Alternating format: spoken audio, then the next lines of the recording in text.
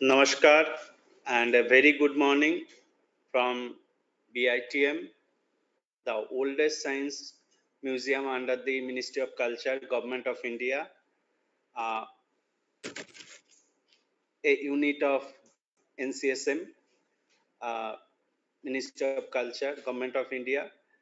It is an immense pleasure to introduce Professor Banarjee, Professor Dipankar Banarjee, Director ARIES, and popularly known as Dipudat to Indian and global astro community.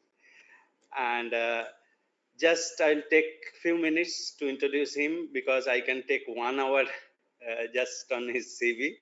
So Professor Banerjee was born 18 September 1965. Recently, he has his birthday. And Professor Banerjee has done his schooling from Baliganj Government High School, Calcutta, India. And his bachelor degree was 1984 to 1987 with physics major and St. Xavier's College. And master's degree he has done in theoretical physics from University of Calcutta. And his PhD, Doctor of Philosophy, that he has done from 1990 to 1996 from Indian Institute of Astrophysics, Bangalore, India, under the supervision of Professor Siraj Hassan. And his thesis title was Magnetohydronic Phenomena in the Solar Atmosphere. After that, he has done his postdoctoral research 1997 to 2000 for 3 years from Armagh Observatory, United Kingdom. And in between, he has done many things which, due to lack of time, I'll not cover. You can look at his CV anytime. And he has done his postdoctoral research from 2000 to 2002 with a prestigious fellowship granted by FWO, Belgium. And he is associated with many national and international collaboration, just naming a few: International Astronomical Union, Royal Astronomical Society, COSPAR, Committee on Space Research, and Astronomical Society of India. He is the secretary since 2012, since now. He is also a full-fledged professor of Indian Institute of Astrophysics with a director of ARIES, and he is also associated with Plasma Society of India. And coming to little international collaboration and societies, it's Asia Oceanic Geospecific Society, AOGS. He is secretary of Solar Terrestrial Division, and he is co-PI and chair of Science Working Group, chronograph instrument of our recently launched Aditya L1 mission, which he will talk about a lot.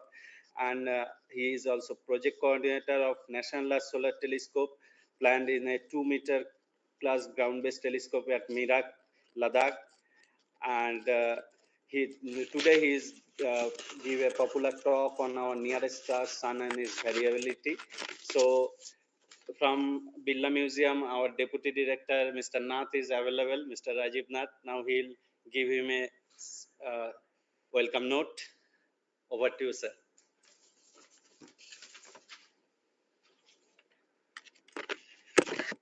Thank you, Rakesh, and a very good morning once again, and welcome you all to Birla Industrial and Technological Museum.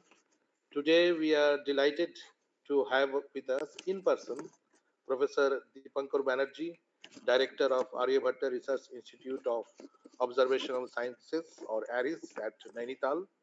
I welcome you, sir, to BITM, and we are honored to host you at BITM today. Today, Professor Banerjee will be delivering a popular talk titled Our Nearest Star, the Sun and its Variability. In this talk, Professor Banerjee will be talking about the variability in different layers of the solar atmosphere, the upcoming Aditya L1 mission, coupling between different layers of the solar atmosphere, how variability in magnetic features in the different layers of the sun can provide us important information about the magnetic changes in the sun as well as can help us in weather forecast. I also welcome all the participants, those who are present in person at BITM and all those who are present online.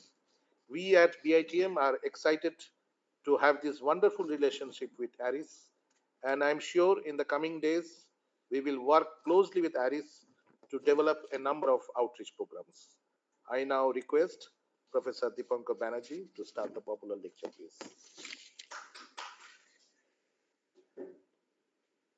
Thank you very much, Dr. Nath, and thank you very much for a very generous introduction from Dr. Majumdar. So it's a privilege for me to be here at BITM. As you can see from my, curriculum vitae, that I started all my journey from Calcutta. All my basic education is from Calcutta, and then I moved out of Bengal. But I'm very keen to, now again reconnect with Calcutta and its fantastic, outreach institutions like BITM. So, Dr. Nath, thank you very much, and I hope this is just the initiation of a very long-standing relationship between ARIES and BITM and other similar organizations in Calcutta region. So today, before I get into my subject, which is our nearest star, the sun, I will probably take you a little tour about the place where I'm coming from now, namely Nainital. So we have two campuses at Nainital. This is the campus at Manora Peak, which is 10 kilometers south of Nainital city. So my office and the PhD students and the workshops and the older telescopes are all situated in this location. But more recently, about 10 years back, we have set up a new campus at Devasthal. This is 50 kilometers east of Nainital city. It takes about 2 hours to reach there, which hosts the currently India's largest two telescopes. So this is a nation's pride called Devasthal Optical Telescope. I will talk about a little bit about this.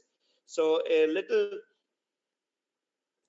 close-up view of our campus at Nainital. As you can see, we have many different labs. This is the main building. My office is somewhere here. And we do have the students' hostel. We have a very active PhD program. And we have also initiated a MTech PhD program. Incidentally, that MTech PhD program is jointly done with the Calcutta University.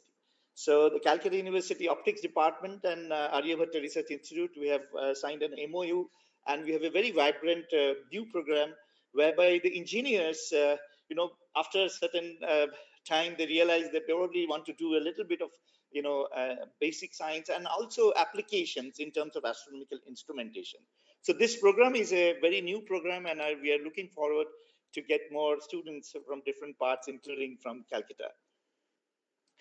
This is incidentally one of the oldest telescopes in the country, called the Sampurnanand telescope. It's a 104 centimeter telescope, which was installed at 1972. Last 50 years, it has been our dark horse. In fact, just next month, we are celebrating the golden jubilee of this telescope. And it's quite an amazing facility. It's a German Carl Zeiss telescope, still works fully. And we have 50 plus PhDs which has been produced from this particular telescope. We also have a solar flare monitors in terms of a H-alpha telescope, which monitors the dynamic events on the surface of the sun. This is the close-up picture of that.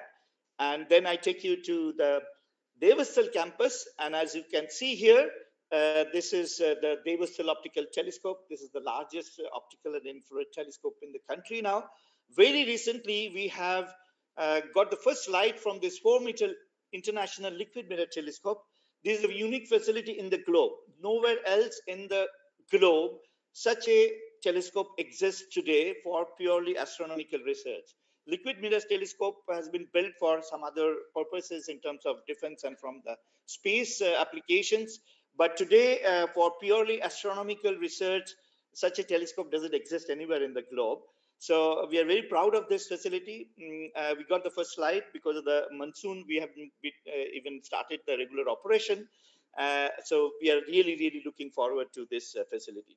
And incidentally, this 1.3 meter telescope is also one of the smaller one, but it looks at primarily to the optical images. So this is the 3.6 meter telescope which I was referring to. A close-up of this 1.3 meter telescope, which has been operational more than 10 years. I hope you can see the beautiful Himalayas in the background. So it's a pleasure to be in Devasthal. Devasthal means, Devata's sthan. So that's our temple. These are our instruments in the temple. And it's a pleasure to be, walking over the night, and in the morning you see the sun rises behind the Nanda Devi and Trishul and all those mountain peaks. So you're most welcome to visit this campus and also to share some of the experiences what we get from there. So this is the newest 4-meter liquid mirror telescope which I was talking about. It's a very interesting concept. Normally for a telescope you need either a reflecting surface or a lens. So bigger the primary objective, normally it is the mirror these days, but a conventional mirror of 4-meter size is very heavy and much expensive as well. So instead of a mirror, suppose you use mercury, liquid mercury, which is a very good reflecting liquid. You pour it in a big bowl and you just rotate the bowl. So once the bowl is rotated very uniform speed, almost continuously, then the mercury will spill over to the the surface, and it will take the shape of the bowl. So if you have a parabola, then it will have a perfectly parabolic mirror. So, and then this is the primary mirror, and the reflecting light rays goes into the top where we keep the detector in terms of the images.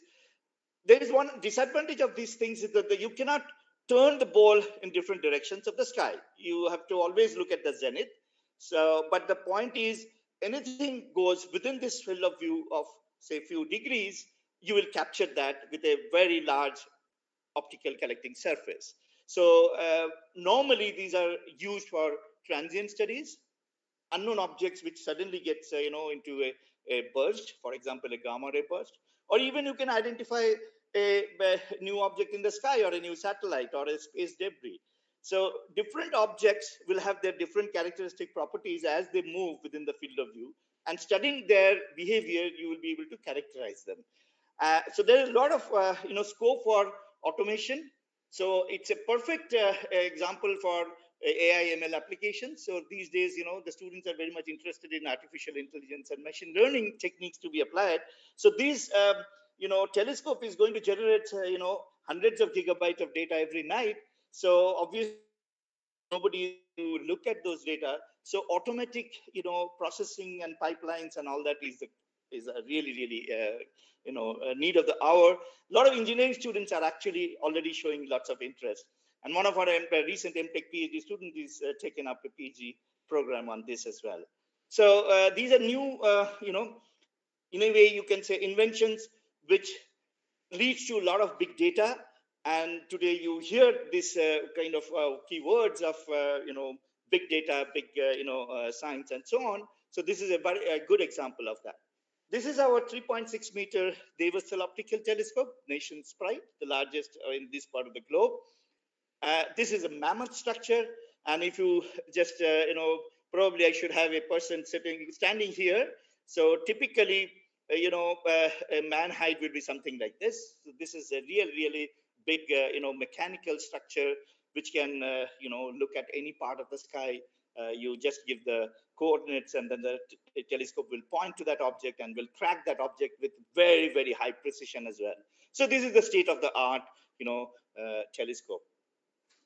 I will very briefly mention in Arabhatta Research Institute, apart from doing astronomy, astrophysics, we also do atmospheric sciences, because we are situated in a perfect location in the Himalayas. So it's very important to also have atmospheric laboratories. So we do monitor all these trace gases, aerosols, meteorology and dynamics. So for that purpose, we have regular balloon flights.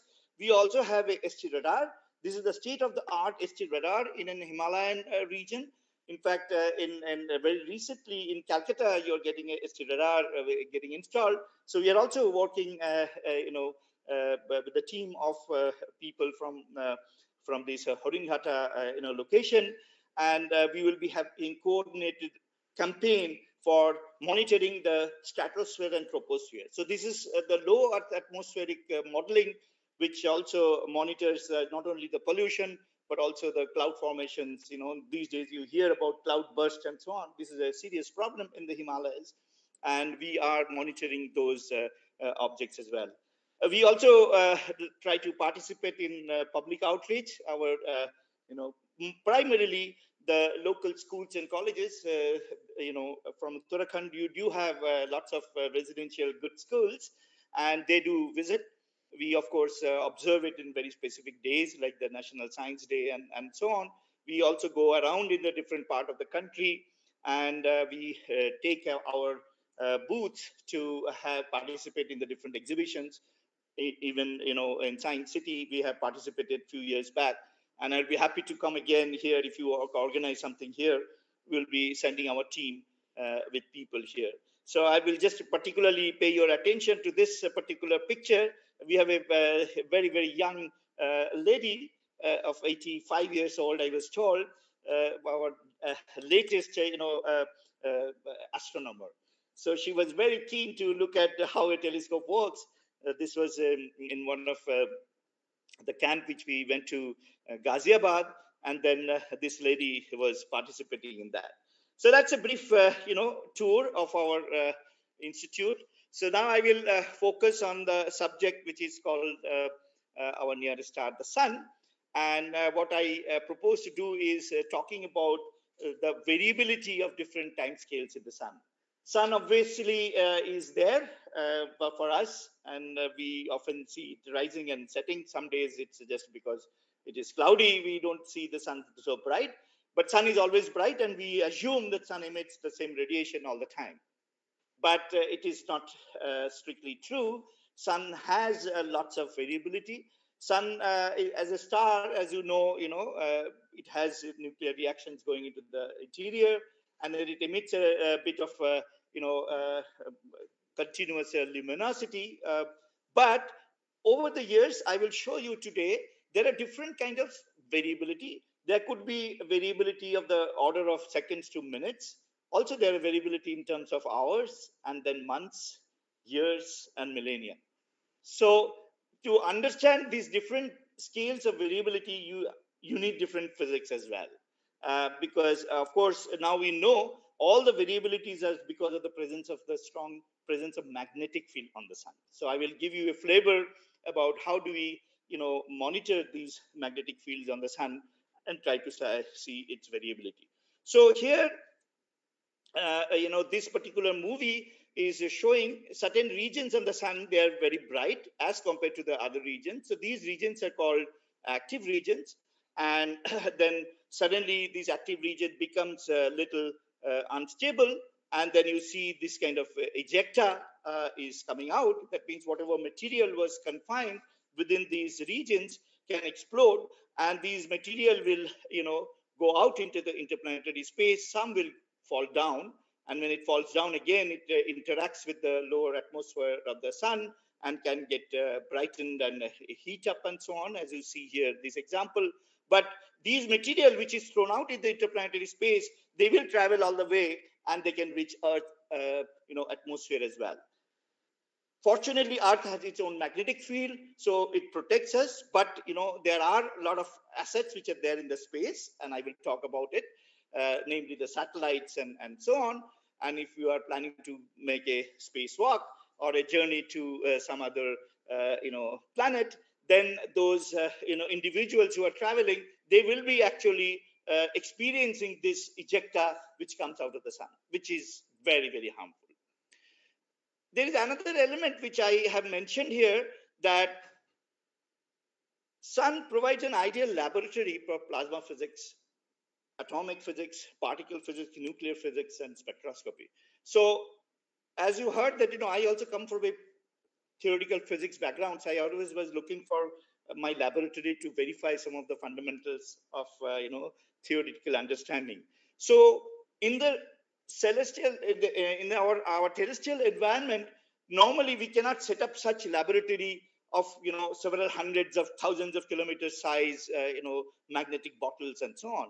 So here, sun being nearer to us as compared to other stars or astrophysical systems, it allows us to see such details on the surface of the sun. Here, this movie itself shows how much details we know about the sun, whereas other stars are all studied as a point object in space. So sun is the only guy closer to us. We are able to see such such much details of on the surface itself of this star.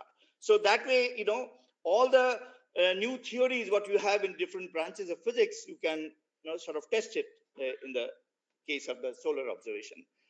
And the other things which I will be focusing on today is about this multi-wavelength.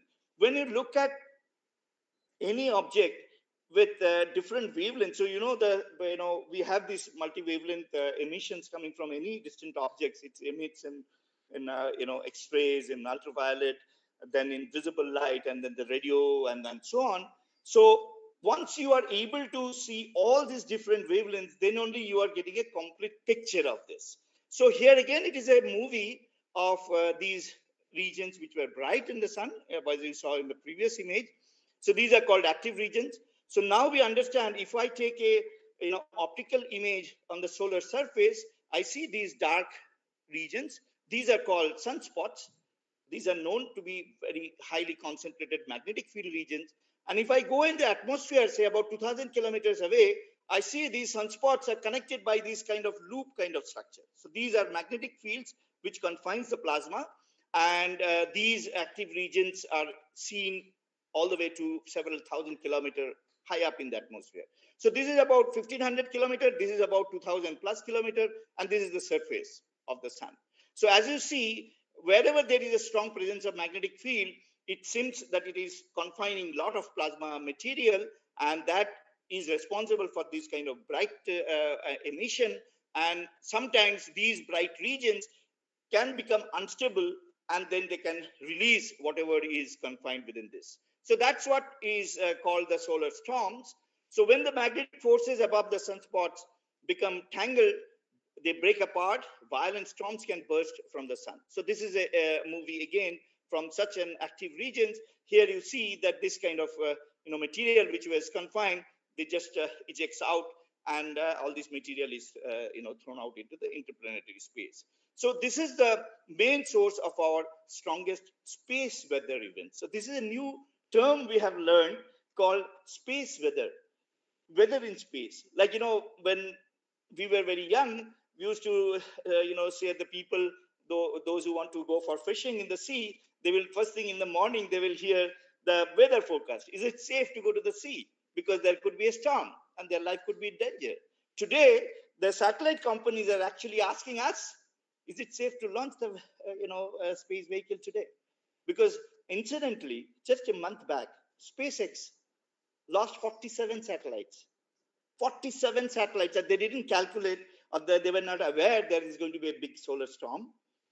So there are two things happen. The solar storm will eject all these high energetic particles. As you see, this kind of snowing here at the end of the movie, they're basically highly energetic cosmic rays. And this image is taken from SOHO satellite, which is situated in Lagrangian 1. This is the same location where we are also going to go. And because of these energetic particles, the camera which you are all having in your mobile phones, that gets flooded with these particles and then gets saturated. So many such bombardments of these particles will you actually destroy this, the camera. So it also damages many more electronics and particularly the solar panels and so on as well. So this is a very important subject area now to forecast such solar storms, when it is likely to come and whether it can hit. You see, a solar storm can happen anywhere in the sun because the sun is a 3D space as well. So it's not necessarily that any solar storm will affect you because it's not towards you. See, sun is a spherical object. If something happens behind the sun to our sun-earth line, that is not going to be harmful for us. But so it is important to know where it is going to happen, when it is going to happen, And these guys actually takes a while to reach us, depending on the energetic particles and so on. Sometimes it will take few hours to days to reach us. This material will take a day to reach us. So you have time to predict, but then your computational simulations and or models should be very good to predict where it is going to reach, when it is going to reach. And what happens, why these SpaceX satellites were launched? See, there are certain environmental changes happen in the atmosphere, in the spatial domain also. So there was a drag force which were coming. So their trajectories were actually changed. It's just not that the satellites were directly bombarded by these particles. It's actually the trajectory of the satellites were completely changed because of these solar storms. So it is actually a very, very important area now. And we solar physicists is also turns out to be useful for the space program office. So why these solar storms happen? Solar storms happen because of certain dynamic events which happens in the atmosphere. There is this example which I was showing was called are called solar flares. So flares are quick, intense, but smaller explosions than CMEs. So CMEs are these bigger, ejecta which is dumped into the corona. Corona is the outer atmosphere of the sun. I will talk about it a little bit. So here you see that again there is a solar flare which is happening somewhere on the surface of the sun. And this movie is also showing you a picture taken from different satellite, different instruments with different filters. That means you have multi-wavelength aspect which maps all these explosions from all the way from the solar surface to the different layers of the atmosphere and eventually to the heliosphere. So I will talk about, I will show you images how one can track when these big ejectas are traveling much away from the sun, because we need to really follow these ejecta all the way from the sun to us.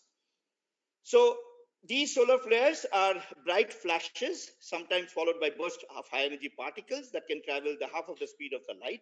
Large flares can occur several times a year when the sun is near its peak activity.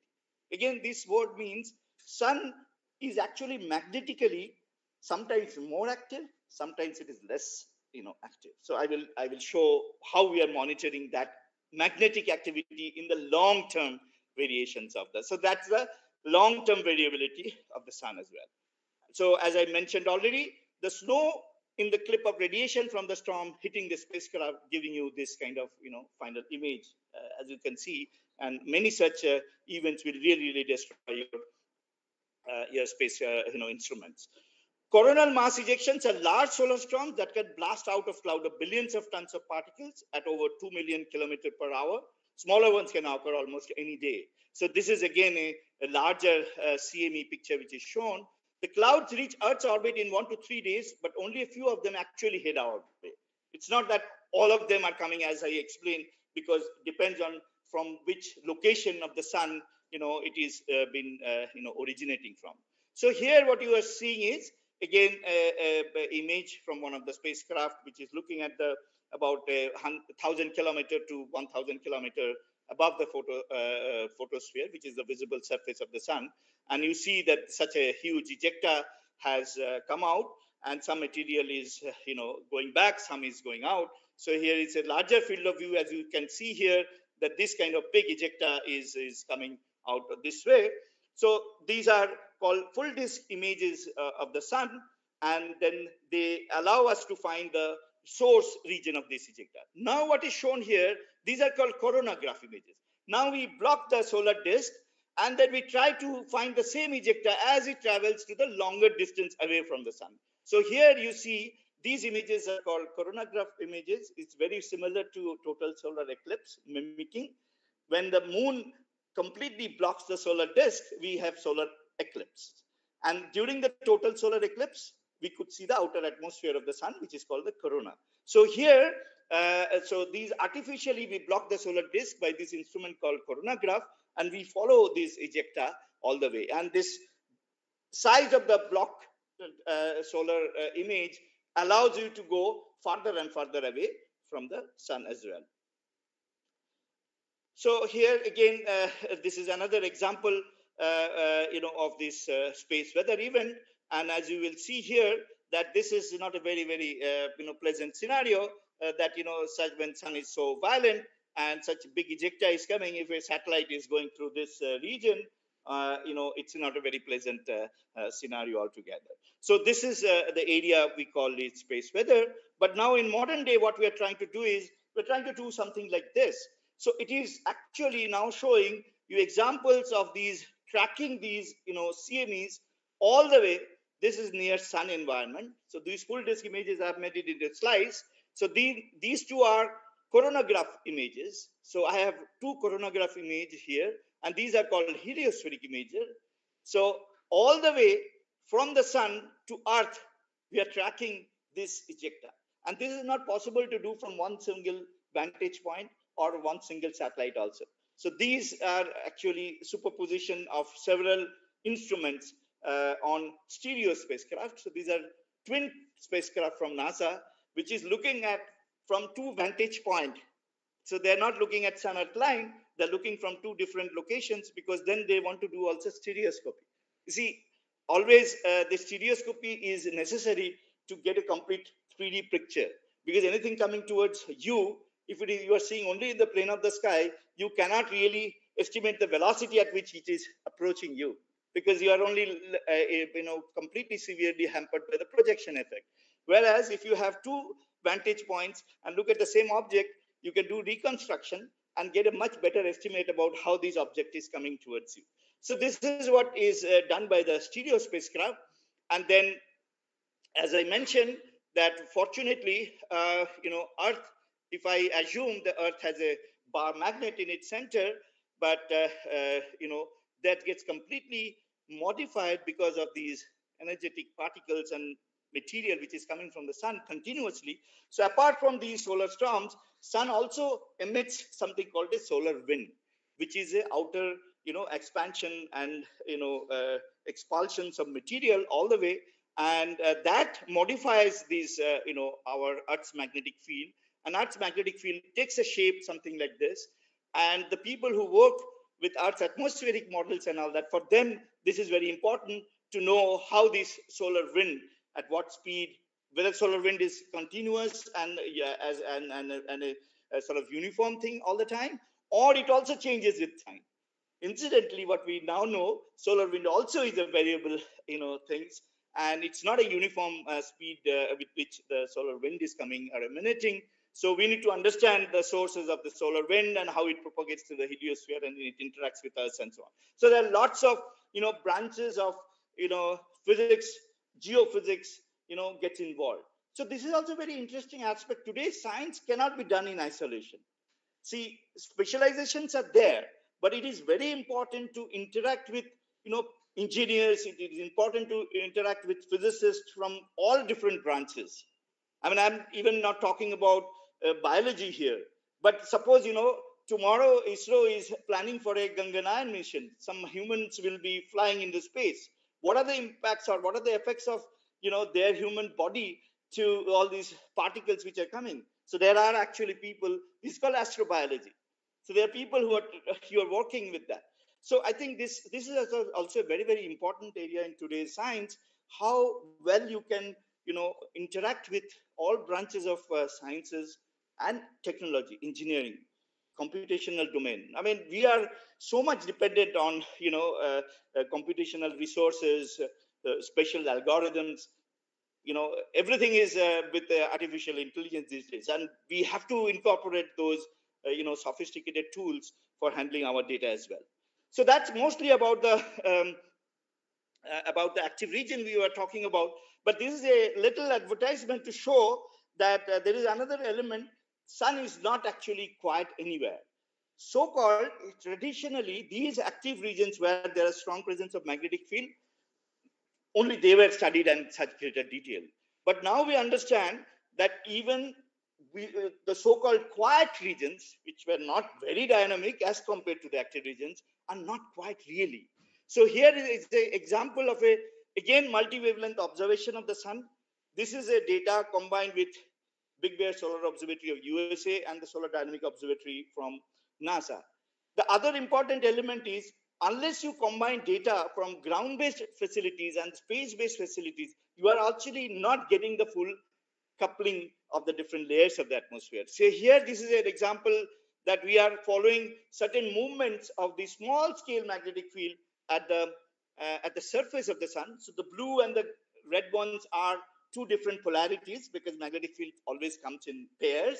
And as they interact, these blue guys are eating away the red guys, and then that generates these kind of small little jet kind of structures in the about say 1500 kilometer on the top of the surface, and eventually they are responsible for this kind of small little brightening what you see here.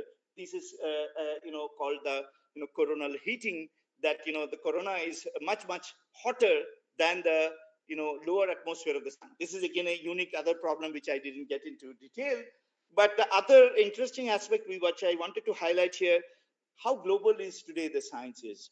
This particular science paper is led by my PhD student who, after finishing his PhD, as a continuation, actually, he went to Peking University in China.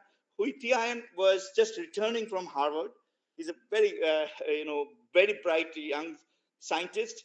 He was given a full professor at the age of 32 in China. So that's again a learning how China is attracting the best talent from abroad. And we collaborated with people from US, from Europe, from India, and we published this work. And the data is actually taken from two US facilities, but people from all over the world.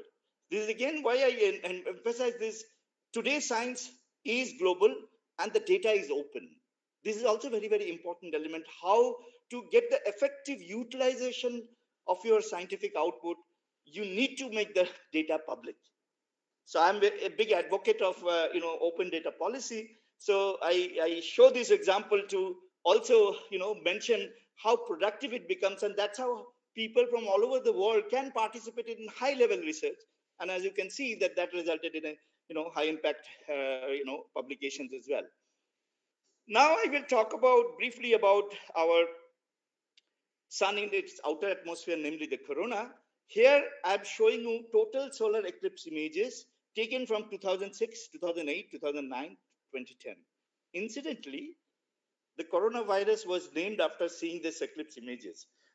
Solar corona was not responsible for coronavirus, certainly, but that name, because you could see probably the resemblance of the virus as it appeared in the microscopic view, resemblance these kind of filamentary structures. And so now what is shown here in this particular image is superposition of two filter images.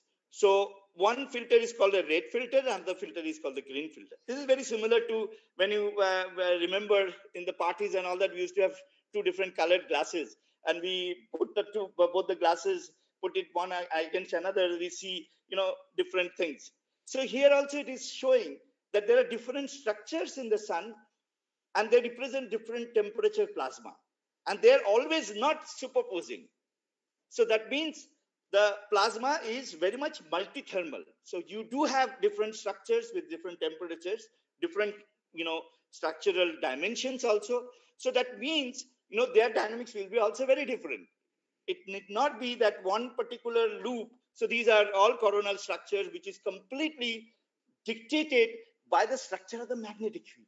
So again, magnetic field is crucial in dictating how the small scales will behave, how the medium intermediate scale like a sunspot will behave, or even this huge thousands of megameter size solar atmosphere will behave as well. So this is of course we still do not have a direct measurements of this magnetic field in the atmosphere of the sun. This is one of the challenges. So what is the magnetic structure of the corona on very large scales? So these are called the global field. How does the magnetic field change on a global scale with different time scale? Does it change in, say, different months? I showed you previous examples. It's a different years. They look very differently. So obviously, there is a yearly or longer time scale variability as well. I must point out that in Kolkata, we have Centers for Space Sciences in ISER, Kolkata. In fact, Rakesh has been a PhD student of that. Institute, and he did his PhD work at Bangalore under my supervision and subsequently at ARIES Nainital. But he was actually admitted in ISER Kolkata in this session. And my colleague, Professor Nandi, who was also a co-supervisor for him, is doing this kind of modeling, that how the model will. So here actually, this is a prediction, theoretical prediction, how the corona should look like one day before the solar eclipse was there. So this was a famous, solar eclipse, which was very widely observed from US, from across, the east to west. And then he published this result just one day before, and it turned out to be quite successful. So he's still improving all those models. So there are things happening within the country as well for this, understanding. I will briefly talk about sunspots. So these are the regions which are shown as these dark spots. They emerge from beneath the surface. The white light represents the magnetic field lines. When the lines are, they come up and they get tangled with each other. You see here, these loops are there, but after some time you see these loops are tangled, and then this ejecta has come out. So that gives rise to your space weather effect. But now if I look at the sunspot for last 400 years, this is the variation of the sunspot number. So what is shown here is sunspot number against a year for last 400 years. We have been looking at sunspots actually after the discovery of telescope, more than 400 years, Newtonian telescope, and Galileo, the first guy who started really looking very closely at the sun. So what is seen here is there is alternate peaks in solar activity. This is called the maxima, and there are periods over which you hardly have any sunspots. So these are called the minima. So this variation is predominantly cyclic with a mean period of 11 years.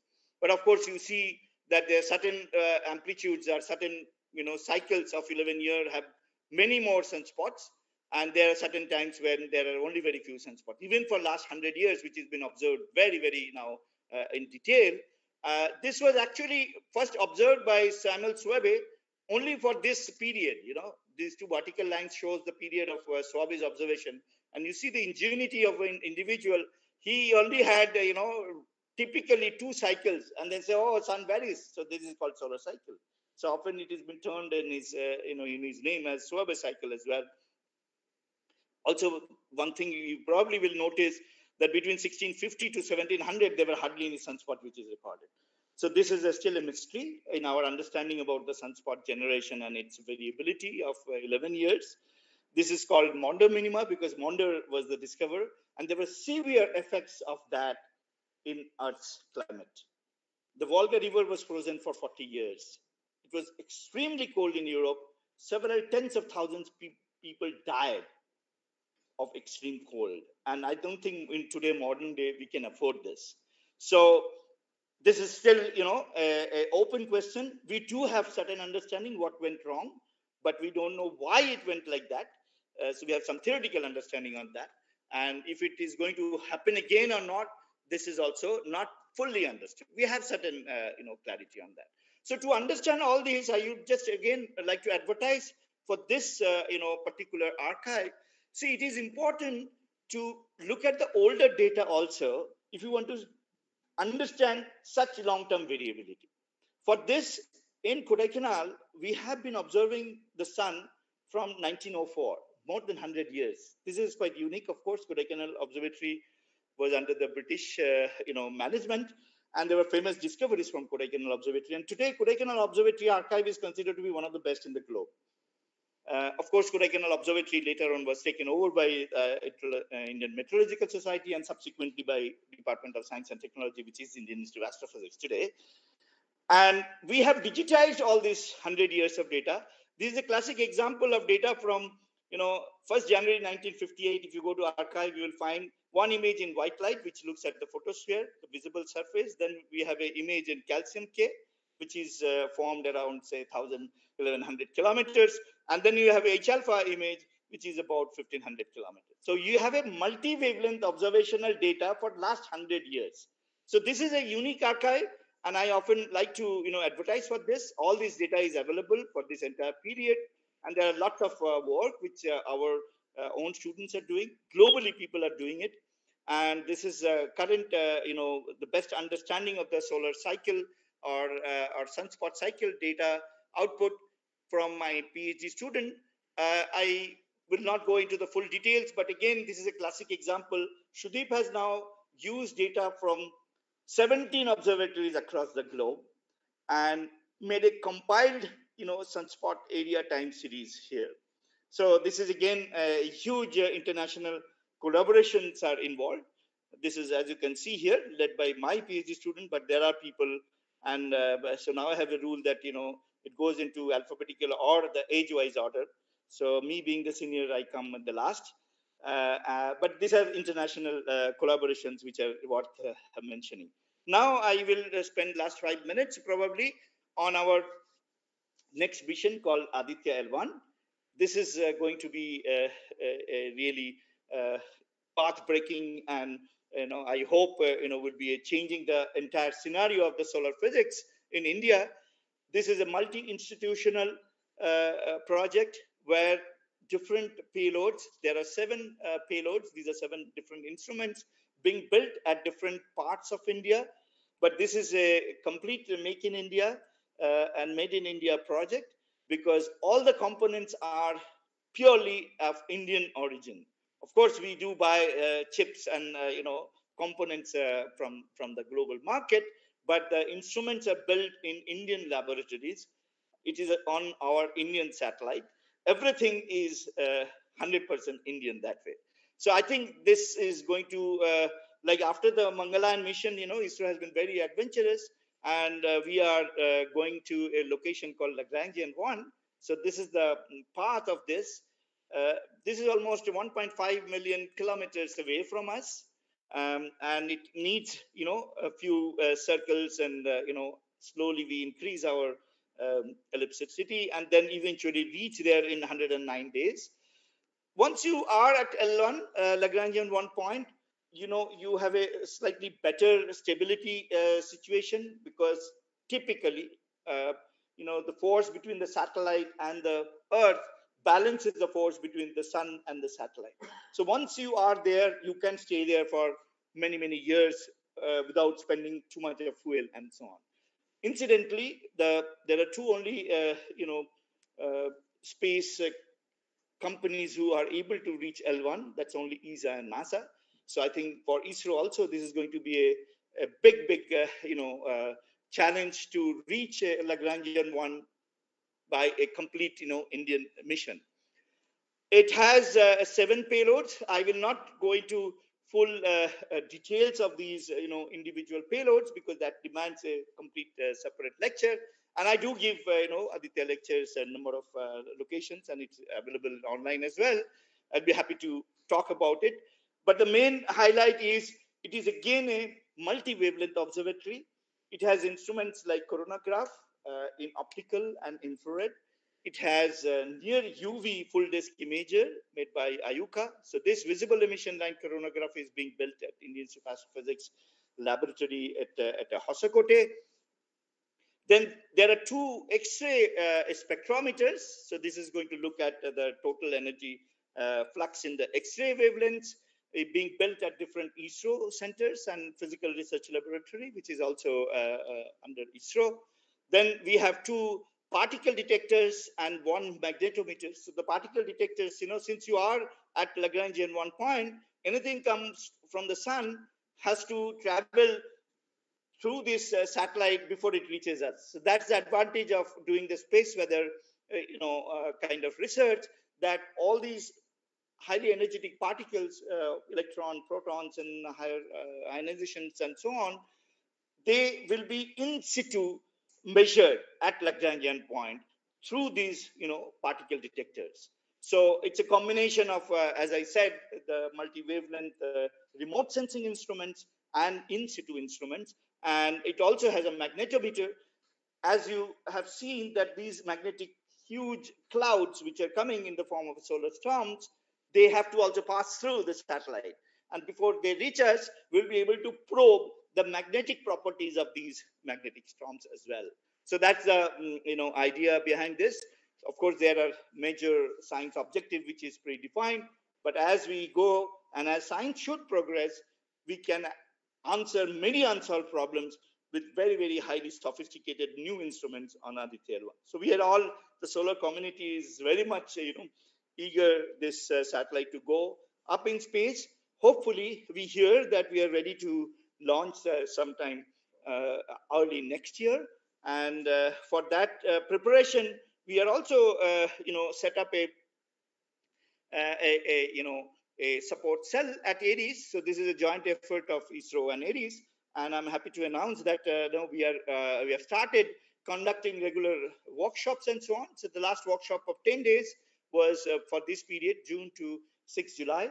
We're going to have another workshop for PhD students at Manipal University at the end of November. Then subsequently, every 3 months, we'll be meeting. So hopefully, we'll be having a workshop in Calcutta also in middle of next year. So the idea is that this mission data has to be utilized by many more users spread over all the country.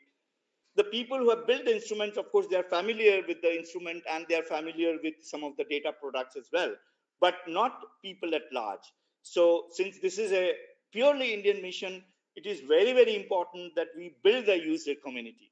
So we have set up this with the help of ISRO's support at ARIES to conduct regular training, and also we will be hosting people time to time.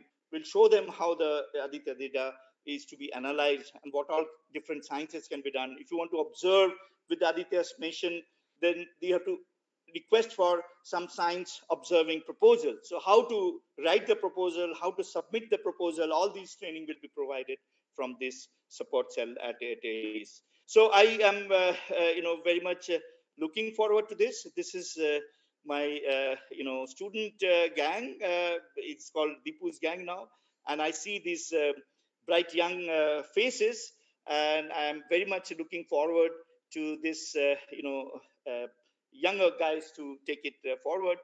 Um, my last slide is that we do all these science or activities to enjoy life. Eventually, this is very important. For my message to the younger generation is research is a career. It's an alternative career probably as compared to most of the younger minds prefer. But whatever we do, we enjoy our life. We have our freedom. We get the privileges to travel across the India, and time to time do other things as well. So this is my other activities. You will be probably seeing me tomorrow at Topon Theatre. So I also participate in Bengali theatre. So we run a Bengali theatre club in Kolkata. This is led by Shandev Bhattacharya. Probably his father is a renowned theatre personality in Calcutta. So that's how we are able to maintain that standard. So please feel free to drop in at Topon Theatre tomorrow at 3 p.m. Thank you.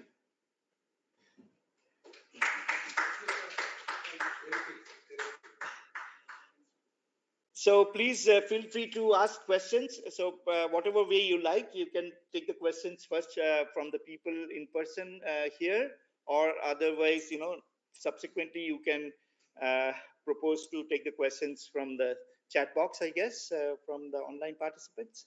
Please help me out because I'm not seeing the, chat window here. So first we'll take offline questions from here. But before that, I want to thank you, Professor Banerjee, for taking time out of his busy schedule and coming over BITM and showing the way to collaborate and work together. And now I'll open the forum for question. First, I'll go for the offline question. Yeah. So when this mission Aditya L1 is going to be launched? Okay, so as I briefly mentioned, so we expect the launch to be sometime in early half of next year. That's what we get the impression, because there are lots of processes. Once the payloads are, they are all in the final stages of integration. So payloads are ready to be delivered, but once they're delivered, it undergoes a lot of tests, the vibration tests, thermal tests, and so on. And then eventually it will be integrated with the satellite. So there are 7 payloads. So there are a sequence of activities which has to be done. So,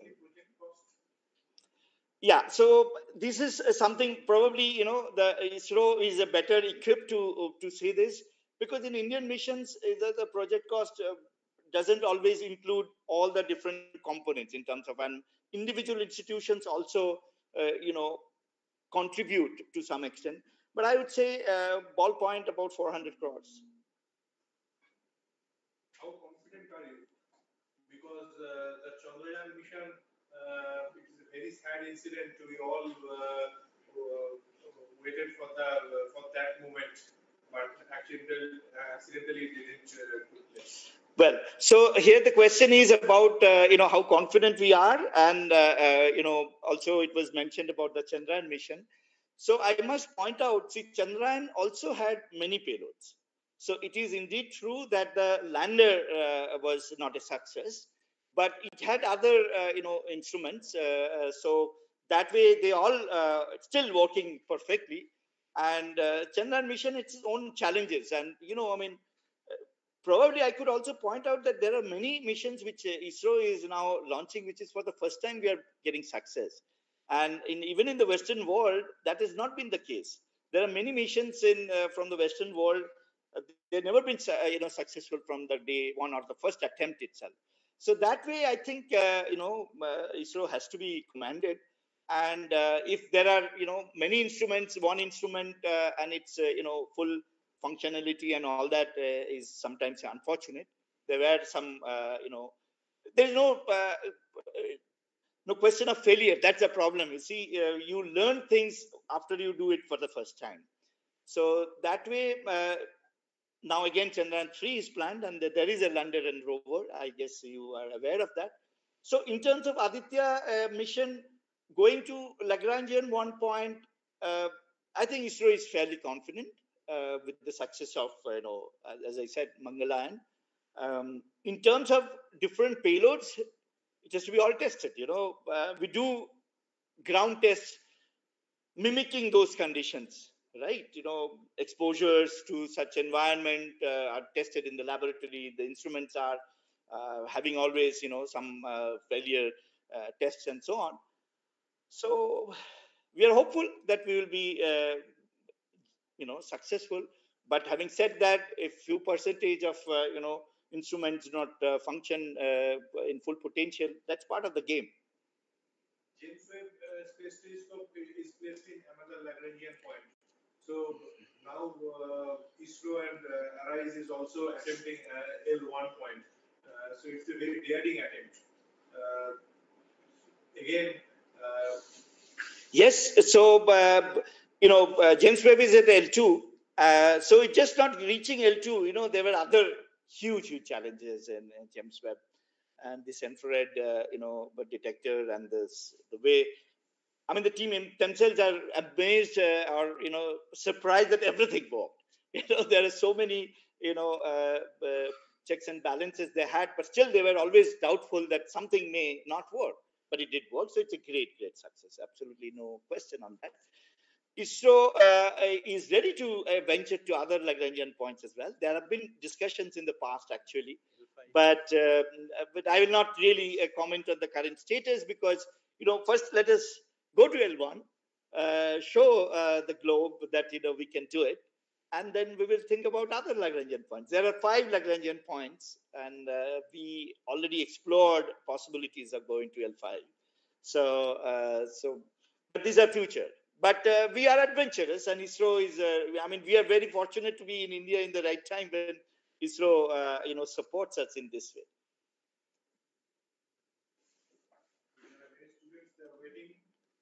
Yeah. So now forum is open for the question for the BITM Astronomy Club students. Sun has a multi-thermal plasma layer. So why it has a multi-thermal layer? Okay, so the question is why Sun has a multi-thermal, atmosphere.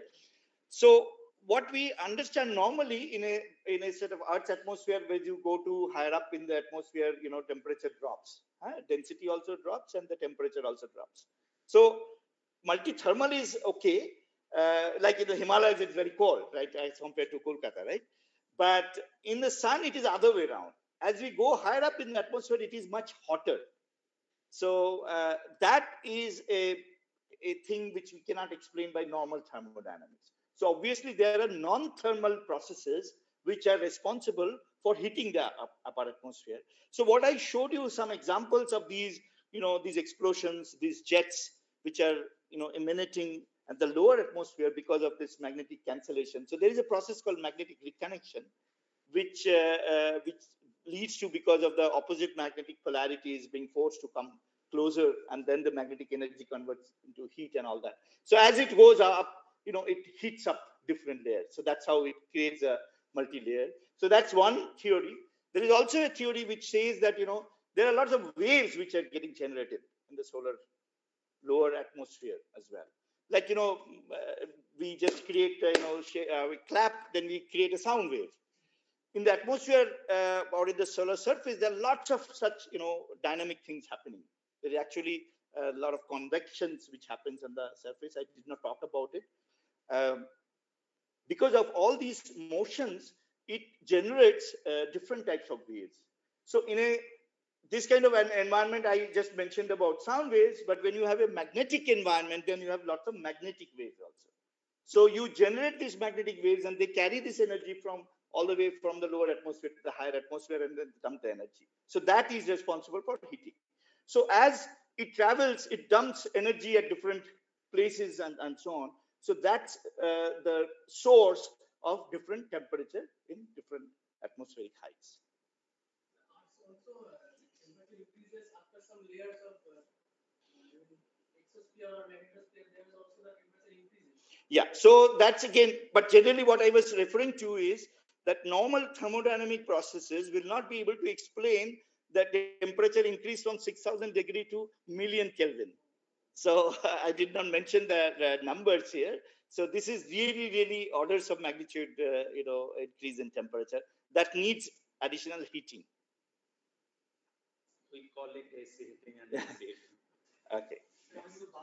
হ্যাঁ নিশ্চয়ই নিশ্চয়ই নিশ্চয়ই কোনো problem নেই কোনো problem নেই corona graph image দিয়ে যে আমরা টোটাল সোলার এক্লিপসটাকে মিমিক করে সোলার এক্লিপসটাকে লং ডিসটেন্সে প্রেডিক্ট করতে চেষ্টা করি বা ইমেজ করতে চেষ্টা করি স্যার যদি আজকে যখন সোলার এক্লিপসটা টোটাল ওটাকে আমরা নেকেড আইতে দেখতে পারবো অ্যাক্টিভিটিটা তো প্রশ্নটা হচ্ছে যে টোটাল সোলার এক্লিপসের সময় নেকেড আইতে আমার করোনা দেখা উচিত কিনা দেখা যাবে কিনা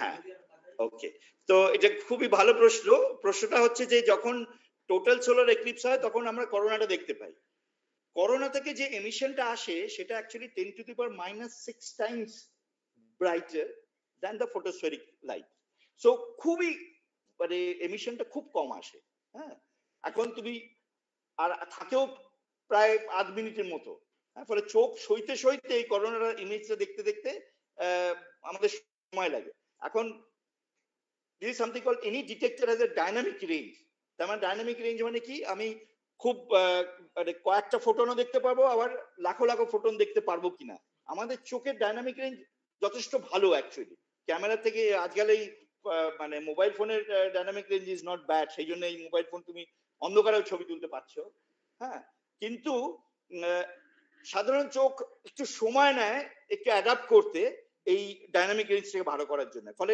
একদম টোটালিটির সময় যদি এরকম কোনো বড় এক্সপ্লোশন হয় তুমি দেখতেও পারতে পারো বাট ওই হাফ এ মিনিটের মধ্যেই একটা সিএমই হতে হবে ওই পোর্শনের মধ্যে এর চান্সেসটা খুব কম থাকে হ্যাভিং সেড দ্যাট হিস্টোরিক্যালি কিন্তু পিপল মানে লোকে দেখেছে ইনফ্যাক্ট লোক ইভেন 200 বছর আগে লোকে ছবি এঁকেছে এবং সেই ছবি এঁকাতে এবং এখন দেখা যাচ্ছে সেই ছবিটা একদম ওরকম ম্যাগনেটিক ক্লাউডের মতো ছবি তার মানে কোথা থেকে তারা এই আইডিয়াটা পেলো তখন কেউ জানতোই না ম্যাগনেটিক ফিল্ড সম্বন্ধে সানে যে ম্যাগনেটিক ফিল্ড আছে তাই জানতো না কেউ 200 বছর আগে তার মানে তুমি যেটা বলছো নিশ্চয়ই কেউ ওরকম কিছু দেখেছিল তার মানে বেসিসে ওরকম ছবি হিস্টোরিক্যালি দেখা যায় ফলে এক্লিপসের সময় হয়তো তুমি যদি লাকি হও ওরকম দেখতে পারবে অতটা বেটার হবে না তার কারণটা ওই বলছি খুব কম সময় থাকে আর আমাদের যে মানে যতটা আমরা এক্সপোজার টাইম দিতে পারি আমাদের চোখে হ্যাঁ সেটার উপরও নির্ভর করবে এগুলো বেশিরভাগই স্পেস থেকে। এই যে ছবি আমি দেখালাম বেশিরভাগই স্পেস থেকে, কারণ গ্রাউন্ড বেসের ওই অনেক ধরনের স্ক্যাটারিং ইত্যাদির জন্য অনেক সমস্যা থাকে।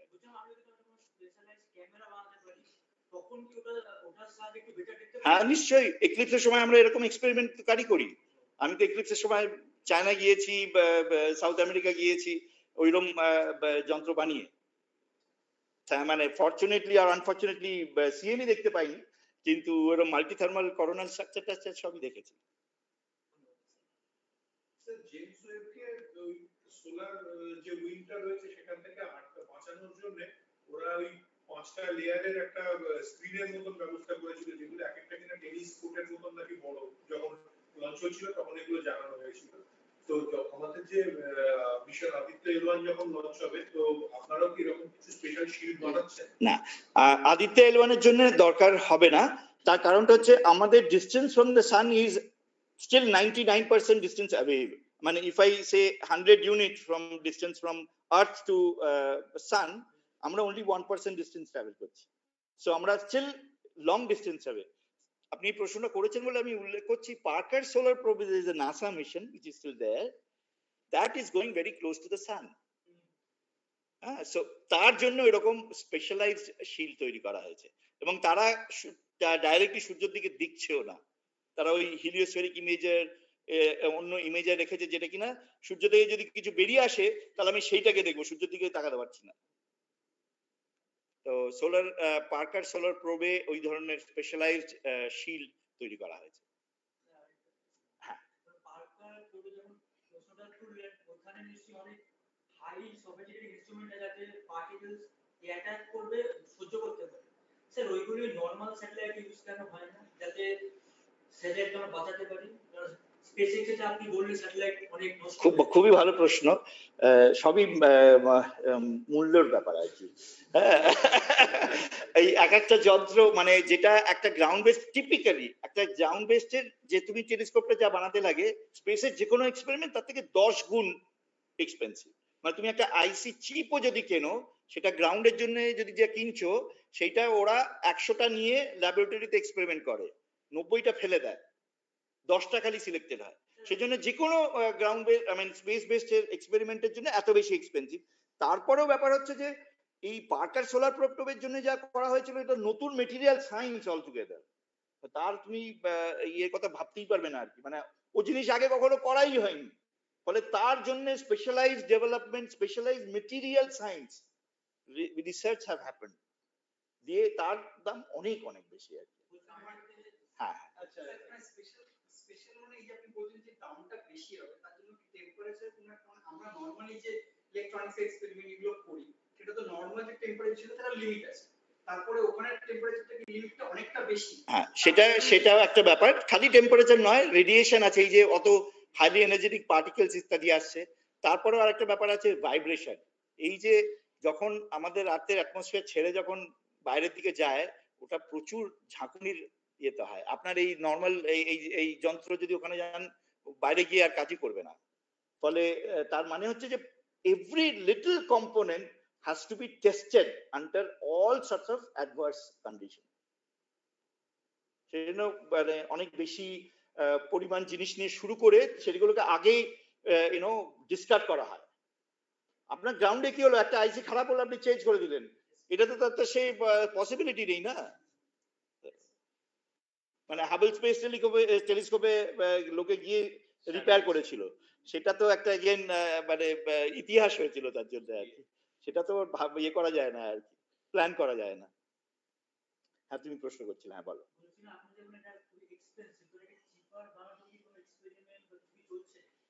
সবসময় মেটেরিয়াল সায়েন্সে এরকম রিসার্চ চলে। আজ তুমি যে ল্যাপটপটা, ম্যাকের ল্যাপটপ আর এমনি এসআর এর ল্যাপটপের এত দামের তফাৎ কেন?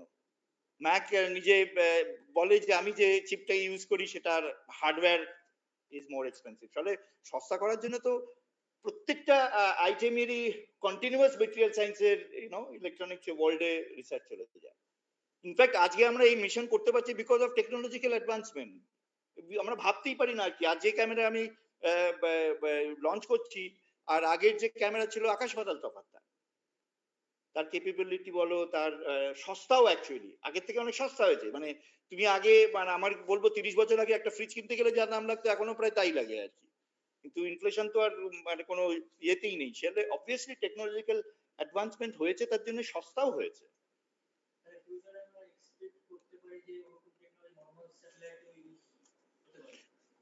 আবার তুমি প্রশ্নটা ভালো করেছো, ইনফ্যাক্ট এই এক্সপেরিমেন্টও চলছে। অনেক ছোট ছোট স্যাটেলাইট লঞ্চ হয়েছে, যাকে বলা হয় মাইক্রো স্যাটেলাইট, কিউব স্যাটস। এবং তুমি বলেছো বলে বলছি, ISRO is very open to this. ISRO cubesat launch করার জন্য তৈরি হয়ে আছে, যদি ইউনিভার্সিটি থেকে কেউ এসে পেলোড বানিয়ে দেয়। তাই আমাদের তো সময় হয় না, না আমরা এত ব্যস্ত থাকি এর ধরনের সফিস্টিকেটেড বড় ইনস্ট্রুমেন্ট তৈরি করার জন্য, ওই ধরনের ছোটখাটো এক্সপেরিমেন্ট রান করার জন্য আমাদের সময় থাকে না। কিন্তু ISRO is very open to now launch small satellites, cube sats. তুমি 5 কেজি 6 কেজির একটা পেলোড একটা ইউনিভার্সিটি থেকে তৈরি করো, they will launch it. There are lots of such announcements also come. আমাদের ইনোভেশন হবে বেশ কিছু সেসব স্টুডেন্ট এক্সপেরিমেন্ট রয়েছে, করা যায়, এক্সপেরিমেন্ট করা যায়।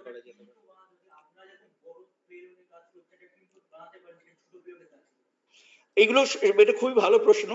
এগুলো মানে আরো আমরা যদি সকলের সঙ্গে মিলেমিশে কাজ করতে পারি, তাহলে সেটা হয়তো আমরা কিছুটা সময় দিলেও হয়তো সেগুলো আগে নেওয়া যেতে পারে।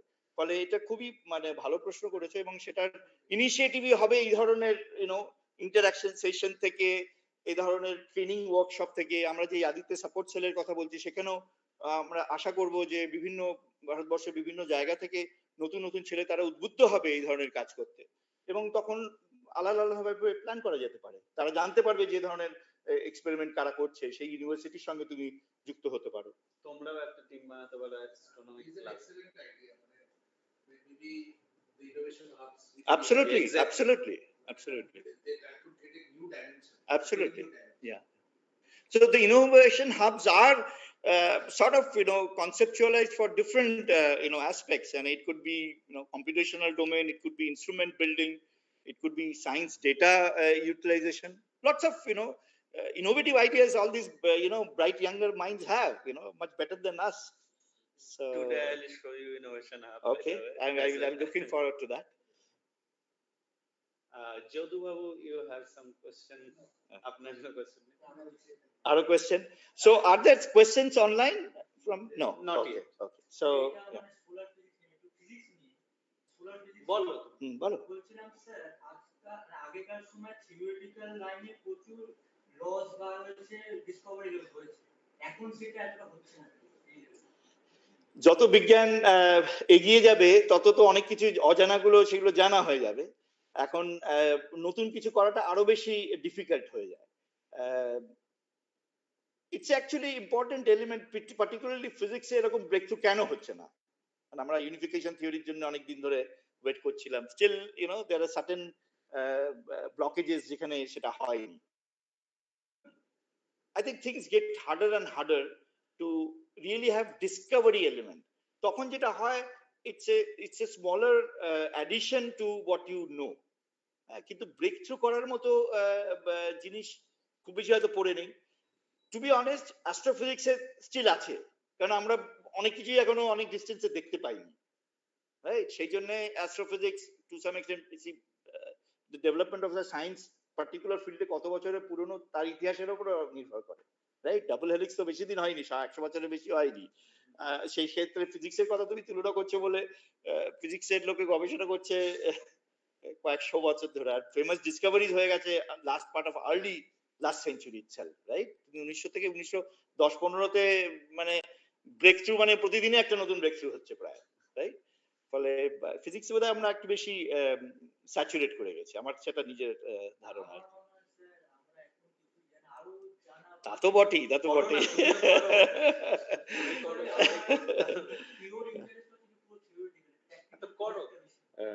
না, এটা একটা, তুমি এই প্রশ্নটা করলে বলে আমি বলছি, এটা কিন্তু আমাদের কলকাতার একটা সীমাবদ্ধতাও আমি বলবো। কারণ কোনো সায়েন্সে কিন্তু খালি থিওরিতে হয় না। তুমি সায়েন্সে সবসময় ওটা হাইপোথিসিসে থেকে যাবে যতক্ষণ না তুমি সেটা এক্সপেরিমেন্টালি ভেরিফাই করতে পারবে। হ্যাঁ, experimental verification is a mandatory thing for confirmation of whatever you theory you do. তুমি এডিংটনের গল্পটা জানো তো? এডিংটন প্রুফ করেছিল আইনস্টাইনের। হ্যাঁ, মানে তো একজন থিওরিটা বার করলো আর একজন হ্যাঁ, তো একজন বন্ধু বা বান্ধবী মিলে তোমরা করো দুজন মিলে, তারপর আমি তো থিওরি কিন্তু এক্সপেরিমেন্টাল তো কাউকে পাই না। পাবে। এই যে একজন বসে রয়েছে দেখো, চারজনের একটা টিম আছে আমাদের বিআইটিএম অ্যাস্ট্রোনমি ক্লাবের, একটা ফুল টিম আছে, হবে। সো আমি তোমাদের সঙ্গে আবার মানে পরেও আলোচনা করতে পারি, কোনো হ্যাঁ, অসুবিধা নেই। হ্যাঁ। আমরা পরে মানে যখন ল্যাব ইত্যাদিতে ঘুরবো তখনও আলোচনা করা যেতে পারে। তো এবার আমরা আমাদের অনলাইন প্রোগ্রাম শেষের দিকে একটু যাই। So will close conclude. Stop sharing? No, it's okay. Okay. So we'll go to the concluding and Thanksgiving session. What I forgot to mention, Dipankar has already shown that he has a nature and science publication as well, and he has high H index of more than 20. And also many referred and conference proceeding publication. So our Deputy Director, Mr. Nath, now will conclude with the Thanksgiving session. Just a small Thanksgiving from BITM team,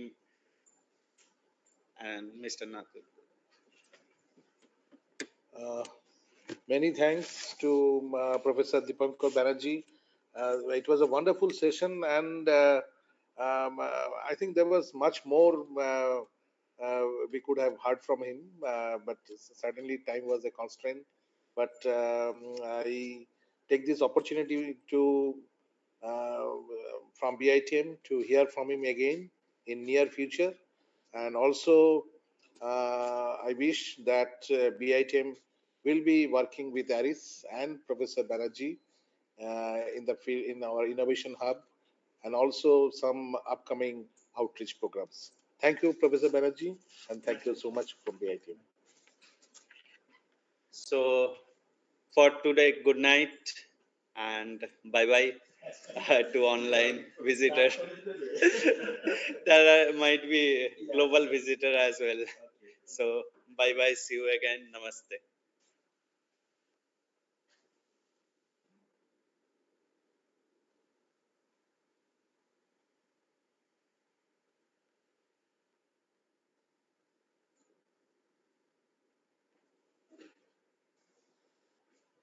বলো, তোমাদের আর কি প্রশ্ন আছে? আর আমরা একটু জলপানেরও বিরতি রাখবো।